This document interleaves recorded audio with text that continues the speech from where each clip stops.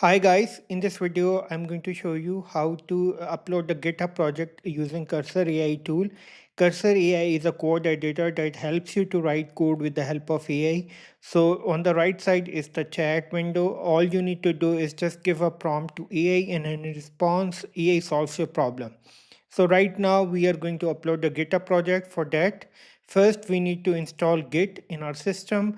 So I'll open the Google search bar and I will type download Git, and I will go to this link and I will select Windows, and then I will select Git for Windows 64-bit. And this is going to start the download process. So I already have this file. All you need to do is just open the exe file, and it will automatically start the installation process.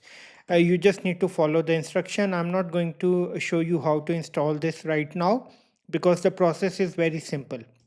So next, what I'm going to show you is the version that has been installed in my system. So for that, I will go in the terminal. I'll click new terminal and I'll type git dash dash version, and it is going to show me the latest version which has been installed right now in my system.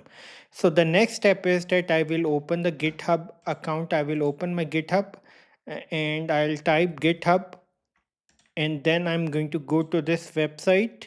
So this is my GitHub account. Let me show you the repository. So go to repositories.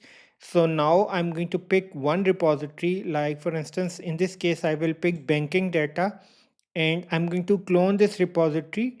For that I'll just pick up this HTTPS code. But first what I need to do is I need to type the command git clone, and then followed by this link. Just copy and paste it over here, and I need to press enter. And look, cloning into banking data, we are done.